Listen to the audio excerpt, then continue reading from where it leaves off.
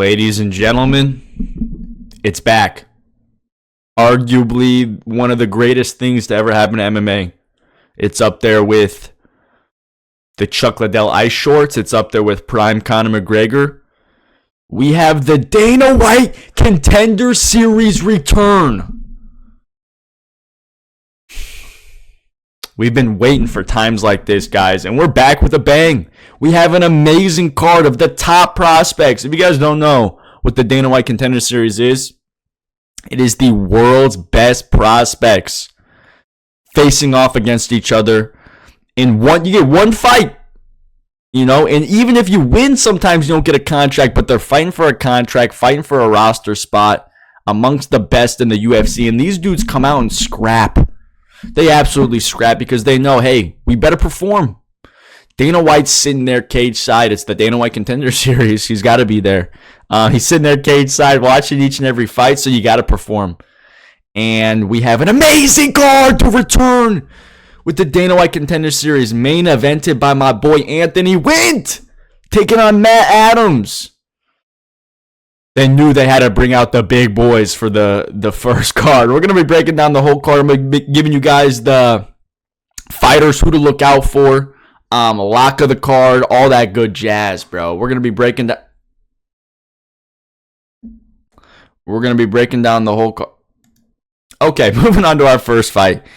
We got John Kuhneman taking on Joe Cropshot. This is going to be an absolute scrap. John Kuhneman is undefeated at 10-0. Joe Cropshot is 8-3. Joe Cropshot, his last fight, he won the LFA world title, the 185-pound title. And that fight was kind of a dog fight, kind of a scrap. He fought a high-level kickboxer, a high-level striker that dropped him early on in that fight, but he ended up surviving and securing, I think it was the round 2 submission. Round 2, I think, rear naked choke. But he survived the early onslaught. And John Kuhneman, he's 10-0. He's spent his career fighting around different promotions. His last fight was in APFC.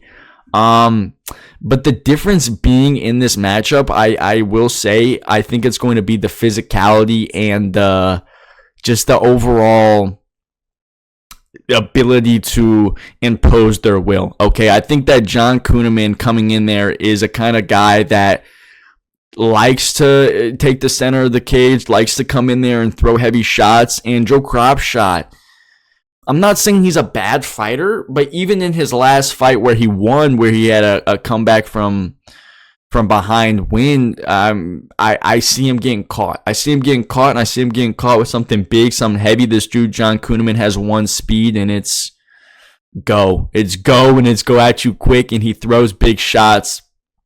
And I think that John Kuhneman will land something big and heavy. And even if he doesn't find the first round finish, which I could see Joe Cropshot surviving the first early onslaught, maybe making it to the later rounds and causing a bit of a tougher fight for our boy John Kuhneman.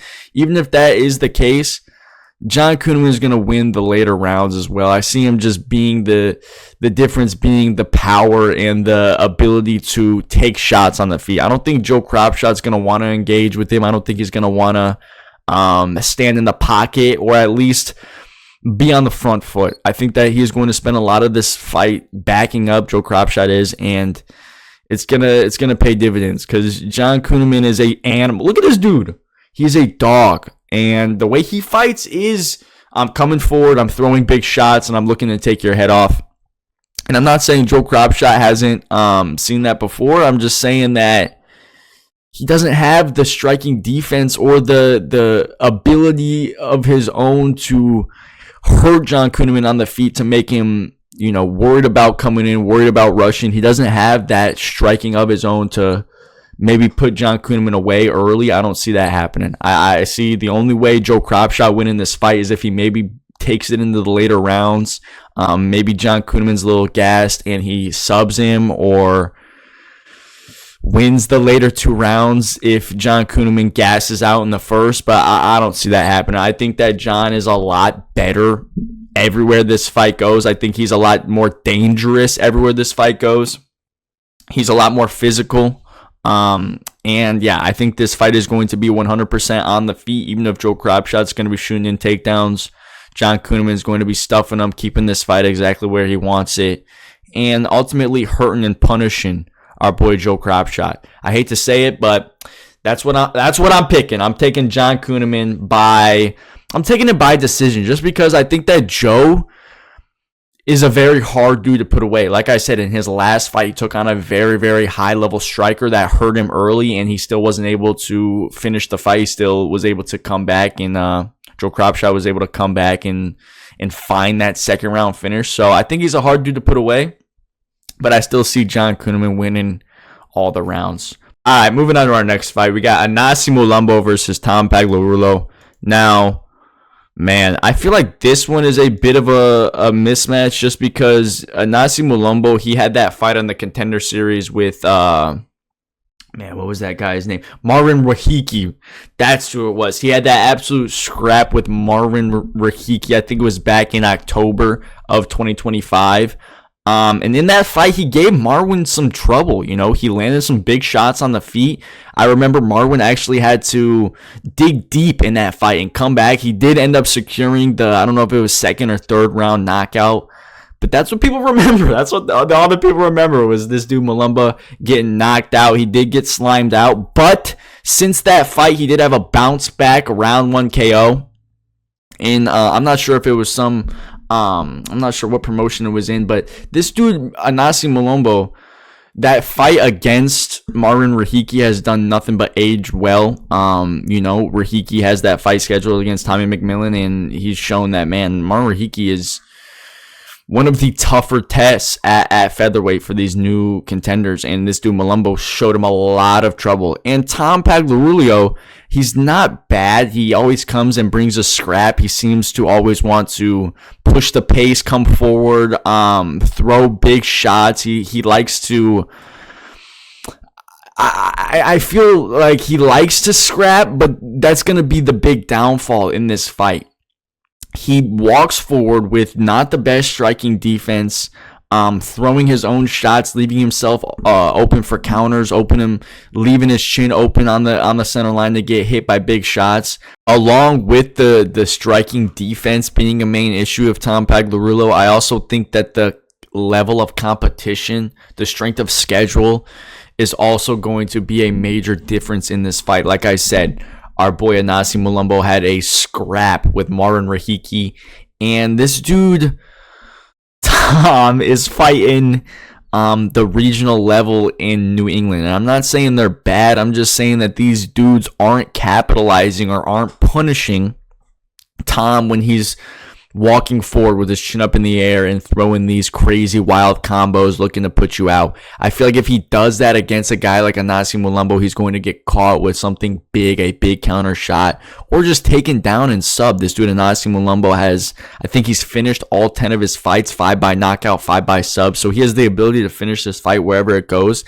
And I just think that he's a more dangerous opponent, has shown that he can compete with the tougher level of opposition. Like he had that scrap with Marvin Rahiki. Marvin Rahiki is showing that he is a top level contender. He can maybe be a ranked contender by the end of the year against Tommy McMillan. So I'm just saying, like, I don't think that this dude Tom Pagliarulo is going to change his game plan or fix his striking defense in the short time that he's, gotten this fight booked on the Contender Series. I think that he's going to get caught. I think he's going to get caught with something big, and I see him getting put away in the first round. He always comes to scrap. He always comes to bring a good fight, but I think that's going to be his big downfall. I think that's going to be his big issue. I think he's going to get caught with some big counter. Moving on to our next fight. Oh, this is going to be a fun one. We got Bilal Hasan taking on Mardul Sakai. Now, Mardul Sakai, his last fight, he got that knockout on road to the UFC. But before that, he got absolutely slimed out by that one dude. I'm trying to think of that dude's name. I don't even know what that guy's name is. But he got slimed out bad, and he was like up against the fence, and he was out cold. So this is a lamb up for slaughter, I really feel. And as you guys can see, the UFC, the matchmakers, everyone feels like that, because Bilal Hasan's a minus 3,300 favorite. And for good reason. This dude is probably the highest level prospect outside of the UFC at the moment. He's 8-0 in all of those 8 fights. He's made made each one of those look very, very easy. He has a lot of highlight level finishes. He brings a very highlight level striking package. Throws a lot of spinning kicks, a lot of kicks. If he takes it to the ground, he can finish the fight from there. He has a very, very dangerous jiu-jitsu game. Just a very energetic fighter, a new breed of fighter. Likes to have fun before the fight. Yesterday at the weigh-ins, he faked a handshake with Murdal, and he Murdal Sakai, if I'm saying your name wrong. But Murdal Sakai got pissed. He was like, come on, man, why are you faking the handshake? But Bilal Hasan, just a very energetic guy, comes to fight every time with a lot of energy. And I see him putting this dude away with something big, quick, early, first round. If he doesn't put him away in the first round, he's just going to dominate the fight from there. But I see him ending the fight. Like I said, he brings a very, very dangerous striking package, right? Throws a lot of spinning kicks, a lot of, he throws flying knees, a lot of kicks to the body, and then, brings it upstairs. He just looks for the finish. And a fast 125er. I see him putting a dude that got knocked out just a couple fights ago. I see him putting him away quick. And Murdal Sakai, I'm sorry, dude. I'm sorry you're getting put away quick, my boy. But moving on to our next fight. We got Abe Alsagar versus Fabricio Escarga. Now, Fabricio Escarga is a Mexican fighter. He's coming in there 9-1, taking on the undefeated Abe Alsagar. These dudes, they have a very, very different game plan, a different fighting style. Fabricio Escarga comes in there and pushes the pace. He likes to take the center of the octagon, push you on the back foot, throw a lot of shots to outwork you and eventually just tire you out and outwork you to the point where you're just exhausted, and he can start to look for the finish, look for a submission maybe. And Abe Alsagar is a different kind of fighter. He likes to get the fight to the ground, take you down, and once he gets you there, it's all his world. He likes to look for submissions, dominate from full mount, but he's decent on the feet, but he does have some holes there. That's not his game. That's not where he succeeds in the fight. He likes to get it to the ground. He likes to get in top mount. He likes to get in control and look for submissions. He does have a decent submission game.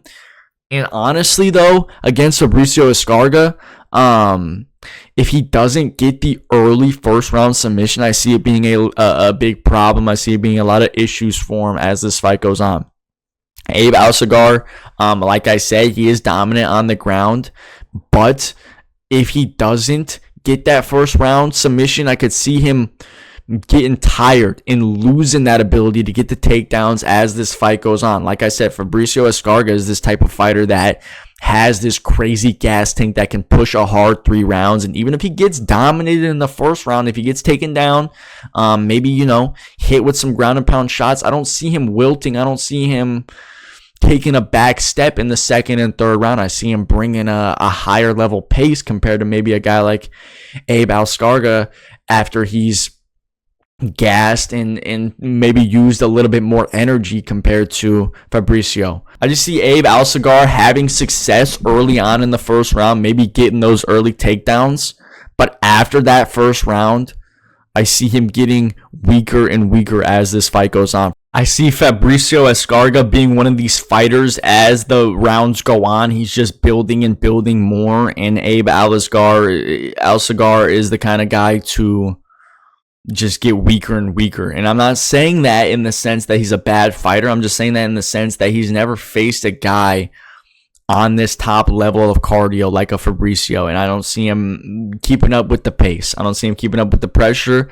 Maybe he's able to get the first round takedown, but if he doesn't find that first round sub, I see it being an all downhill fight from there. I'm taking Fabricio Escarga by decision. Moving on to our next fight. We got the main event. Let's go. The main reason everybody's here. We got Anthony Wint versus Matt Adams.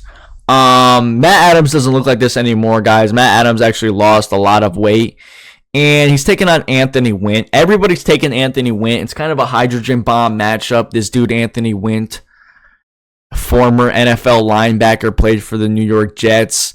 was on the James Keller MMA podcast. Like, it just doesn't get any better than that. So this dude, Anthony Wint, coming in there 6-0, is riding a 3-fight knockout streak. His last 2, he finished them in, I think, under 30 seconds. His last one to get the Fury heavyweight title.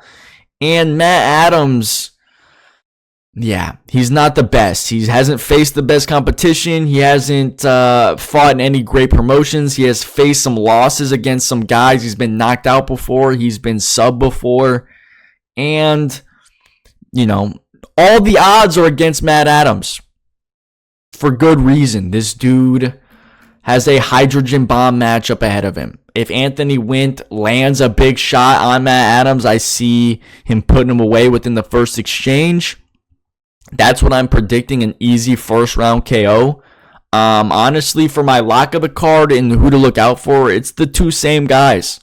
It's Anthony Wint and it's Bilal Hasan. Now, Anthony Wint, he's definitely going to go out there and put on a star-making performance.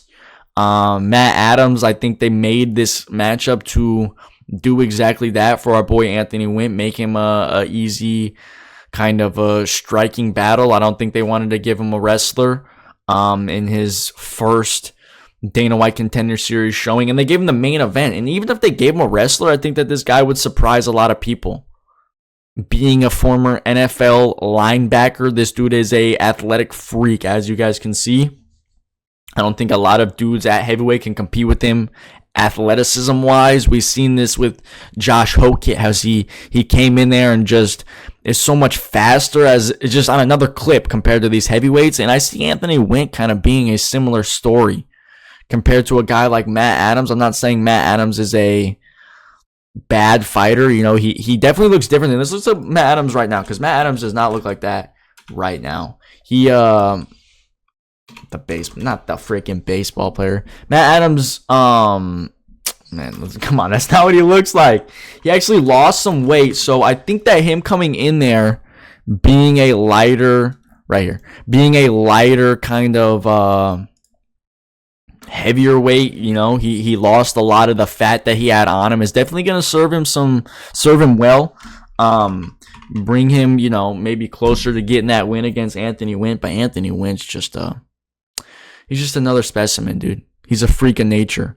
And Bilal Hasan, I think that he's going to do the same thing as Anthony Wint, get the easy first round KO. I think Bilal Hasan might have a little bit more struggle compared to Anthony Wint, just because Anthony Wint's this heavyweight freak. If he lands one shot, it's all over. It's all over. And I see Matt Adams get knocked out bad in the first round. But I cannot wait to watch the return of the Dana White Contender Series.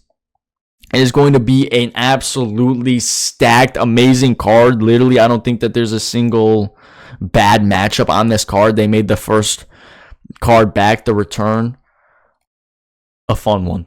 An absolute fun one. We got some great fighters, the ones to look out for. We got Anthony Wint to look out for. We got Bilal Hasan. These 2 guys, I could see them making a splash within their divisions. Anthony Wint just being a freak athlete coming into the heavyweight division, where the heavyweight division doesn't really have these freak athletes. These guys are kind of on a downward slope. And if we have a new young prospect like Anthony Wint coming in there knocking dudes out, I could see him making a quick rise. And Bilal Hasan, I know flyweight's one of the tougher divisions right now. It's one of the premier divisions at the moment, just by the, you know, the activity these dudes are putting on with Van and Pantoja. But Bilal Hasan is very high level. This dude is so dangerous everywhere the fight goes, and he has a striking, grappling, everything about him, his pre-fight antics, everything about him just screams superstar and screams,